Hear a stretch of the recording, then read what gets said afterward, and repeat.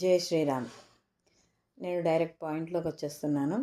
నిన్న జరిగిన చిలుకూరు బాలాజీ దేవాలయానికి సంబంధించి ప్రధాన అర్చకుడు ఆయన శ్రీమాన్ మన శ్రీ రంగనాథన్ గారి మీద దాడి జరిగింది. ఇందులో శ్రీరామరాజ్యం అనే సంస్థ పేరుతో కొంతమంది వచ్చి దానికి వ్యవస్థాపకులు వీరరాఘవరెడ్డి గారు అన్నారు. ఆయన వచ్చి ఆయన మీద దాడి చేయడం, కాస్త బెదిరించడం ఇలాంటివి జరిగాయి. ఇది నేనైతే బిగ్ న్యూస్ ఛానల్లో చూశానండి.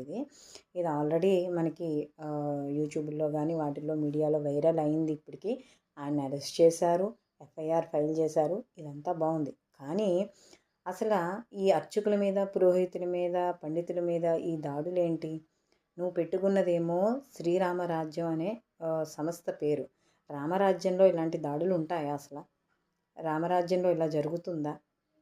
ఇది నిజంగా హిందుత్వం మీద నమ్మకం పోవడం కాదా? అంటే ఒక క్రూరత్వంగా ఇలా చేయడం అనేది ఎంతవరకు సమంజసం? హిందువులంతా ఎంత సాత్వికంగా ధర్మ పోరాటం చేస్తూ ఉంటారు. ఇలాంటి ఎటువంటి ఒక ఏదో కక్ష చర్యగానో లేకపోతే ఏదో బెదిరింపుల చర్యగా ఇలా చేస్తే హిందుత్వం మీద నమ్మకం ఎలా ఉంటుంది? నిజంగా నువ్వు హిందూ వ్యతిరేకివి కదా? నువ్వు నిజమైన హిందువు అయితే నువ్వు ఇలా చేస్తావా?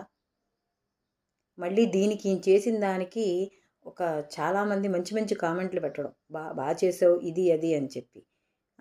పోనీ ఎలా వెళ్ళారు? ఒక 20 నుంచి 25 మంది ఏదో ఒకళ్ళ మీద నిజంగా వెళ్ళడం కానీ ఆ వీడియోలో కానీ చూసినట్టయితేనండి ఒక దాడి చేయడానికి వెళ్ళినట్టుగానే వెళ్ళారు. పైపచ్చి వెళ్ళి వాళ్ళ సంస్థ ఏ మంచి కార్యక్రమాలు చేయదుట, కానీ వాళ్ళ సంస్థకు మాత్రం డబ్బులు ఇవ్వాలి.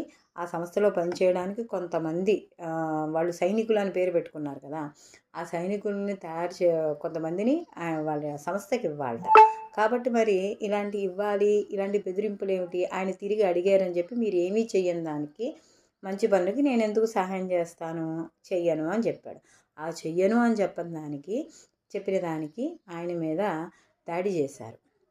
మళ్ళీ వెళ్ళిన వాళ్ళు ఒక పెద్ద మనిషిని కింద కూర్చోబెట్టి ఆయన పాపం చేతులు కట్టుకొని కింద కూర్చుంటే వీడు కుర్చీలో కూర్చుని వీళ్ళ పాదరక్షలుగా ఆయనకి తగిలేలా కూర్చుని చెప్పులతో దాంతో కూర్చుని చివరికి ఆయన మీద దాడి కూడా జరిగింది. ఫిజికల్గా ఆయన అటాక్ చేశారు అని కూడా మనకి సమాచారం అనేది అందింది. కానీ దీన్ని హిందువులందరూ కూడా తప్పకుండా ఖండించాలి, ప్రతిస్పందించాలి అందరూ కూడా. కాబట్టి ఇలాంటివి మళ్ళీ జరిగితే హిందువు అనేవాడు ఊరుకోడు. వీడైతే పరమ సొంట, హిందువులకి వ్యతిరేకి. ఇలాంటి దొంగ పేర్లతో హిందువుల్లోనే